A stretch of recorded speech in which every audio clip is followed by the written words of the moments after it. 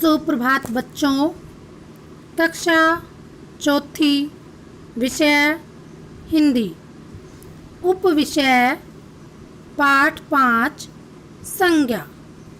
पुस्तक का नाम नई गुलमोहर हिंदी व्याकरण, व्याख्यान 2 दोहराई।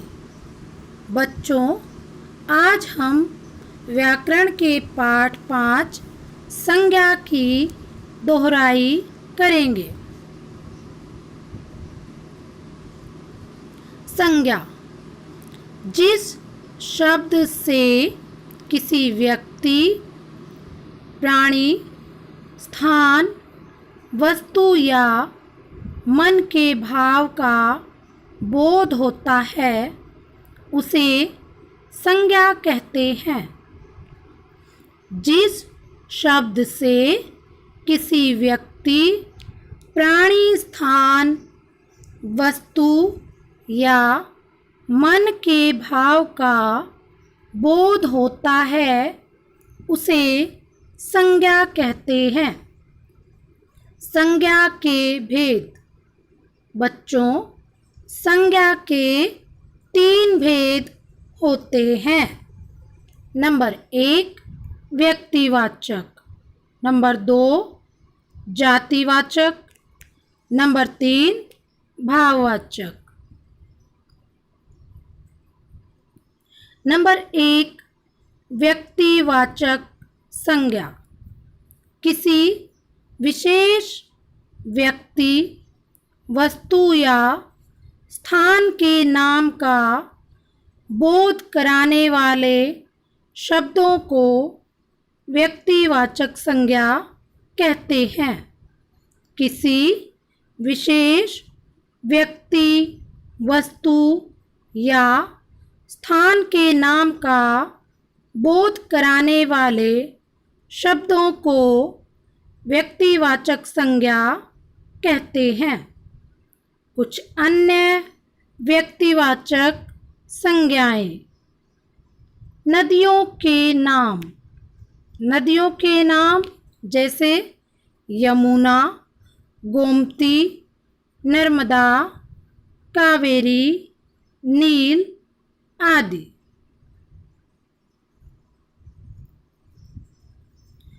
देशों के नाम। भारत, नेपाल, बांग्लादेश, अमेरिका, चीन आदि। त्योहारों के नाम। होली, दशहरा, दीपावली, ईद, गुरु पर्व, क्रिसमस आदि। खेलों के नाम। Cricket, football, hockey, kabaddi, tennis आदि। इमारतों के नाम जैसे लाल किला, जंतर मंतर, कुतुब मीनार आदि। व्यक्तियों के नाम। आशीष, निशांत, श्रेया, विनीता आदि। दिनों व महीनों के नाम। सोमवार, मंगलवार, बुधवार, जनवरी, फरवरी, मार्च आदि। नंबर 2 जातिवाचक संज्ञा। जो संज्ञा शब्द किसी प्राणी, वस्तु या स्थान की संपूर्ण जाति का बोध कराते हैं वे जातिवाचक संज्ञा कहलाते हैं। जो संज्ञा शब्द किसी प्राणी, वस्तु या स्थान की संपूर्ण जाति का बोध कराते हैं वे जातिवाचक संज्ञा कहलाते हैं। अन्य जातिवाचक संज्ञाएं। मोर, देश, हाथी, सब्जी, फल, पेड़, बच्चा, नदी, पहाड़, कमरा, अध्यापक, लड़के, खिलौना, बगीचा, पशु पक्षी, माता पिता आदि। नंबर 3, भाववाचक संज्ञा। जिन शब्दों से किसी व्यक्ति या वस्तु के गुण, दशा, स्थिति या भावों आदि का पता चलता है, उन शब्दों को भाववाचक संज्ञा कहते हैं। जिन शब्दों से किसी व्यक्ति या वस्तु के गुण, दशा, स्थिति या भावों आदि का पता चलता है, उन शब्दों को भाववाचक संज्ञा कहते हैं।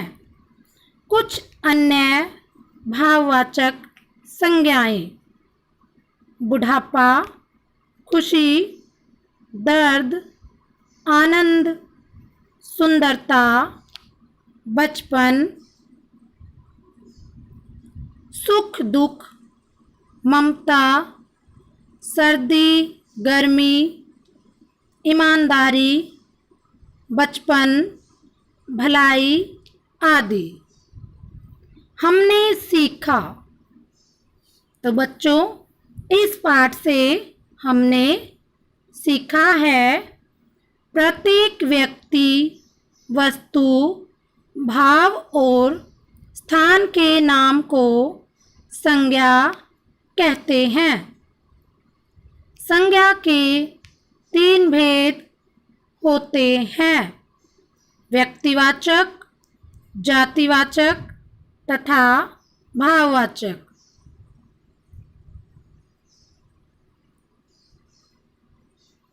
किसी एक व्यक्ति, प्राणी, वस्तु या स्थान विशेष के नाम का बोध कराने वाले शब्द को व्यक्तिवाचक संज्ञा कहते हैं।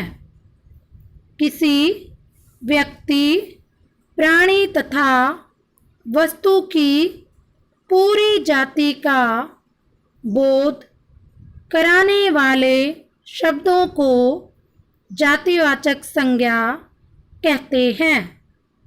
जो शब्द किसी गुण, भाव, दशा या अवस्था का बोध कराता है, उसे भाववाचक संज्ञा कहते हैं। निम्नलिखित प्रश्नों के उत्तर दीजिए। प्रश्न का संज्ञा किसे कहते हैं? कोई 3 उदाहरण दीजिए। उत्तर: किसी व्यक्ति, वस्तु, स्थान के नाम को संज्ञा कहते हैं। उदाहरण: रिया, ताजमहल, खुशी, नदी आदि।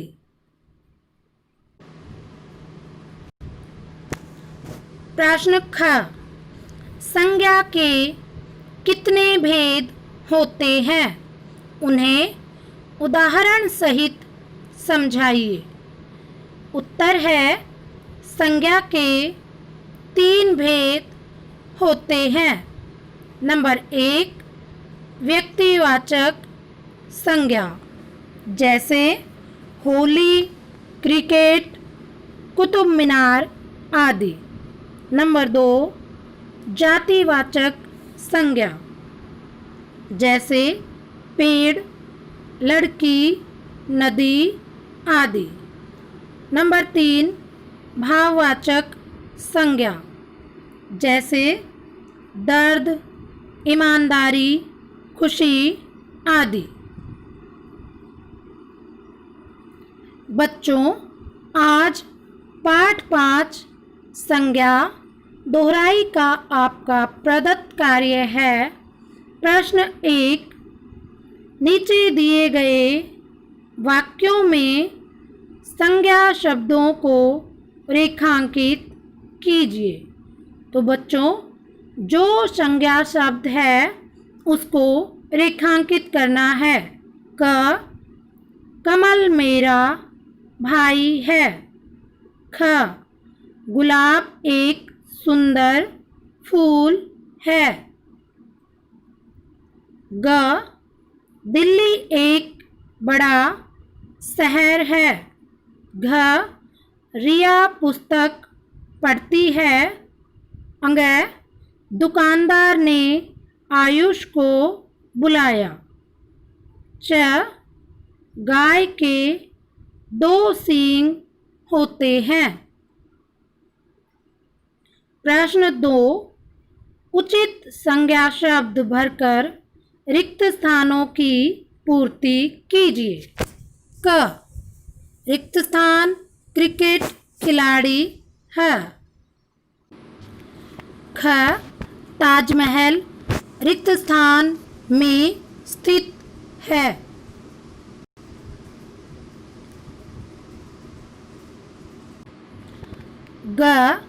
जंगल में रिक्त स्थान दहाड़ रहा है। रिक्त स्थान पढ़ने के काम आती है।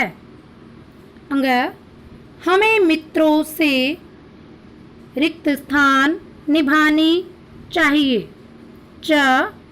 रिक्त स्थान भारत की राजधानी है। प्रश्न 3, संज्ञा किसे कहते हैं? इसका उत्तर आपको लिखना है। प्रश्न 4, व्यक्तिवाचक, जातिवाचक और भाववाचक संज्ञा के 2 उदाहरण लिखिए।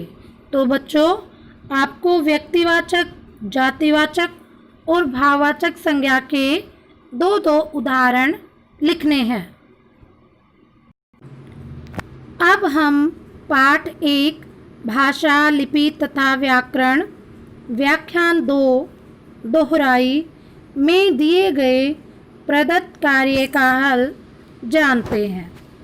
प्रश्न 1, भाषा किसे कहते हैं?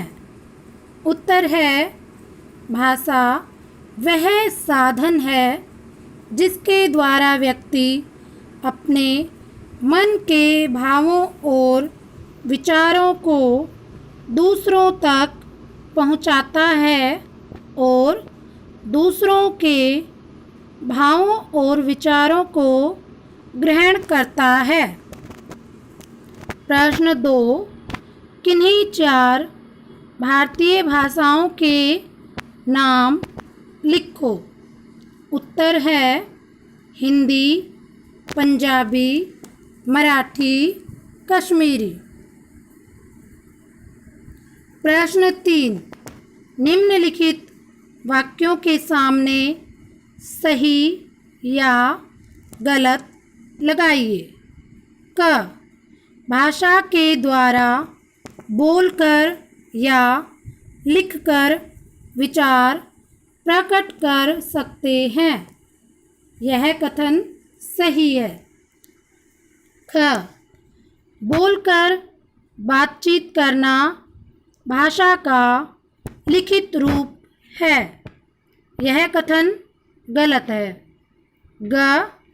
हिंदी भारत की राजभाषा है। यह कथन सही है। टेलीफोन से बातचीत करना भाषा का मौखिक रूप है। यह कथन भी सही है। प्रश्न 4, रिक्त स्थानों की पूर्ति कीजिए। भाषा के लिखने के ढंग को लिपि कहते हैं। ख, महाराष्ट्र के लोग मराठी बोलते हैं। ग, पंजाबी भाषा की लिपि गुरुमुखी है। घ, भाषा के शुद्ध रूप का ज्ञान कराने वाला शास्त्र व्याकरण कहलाता है। धन्यवाद।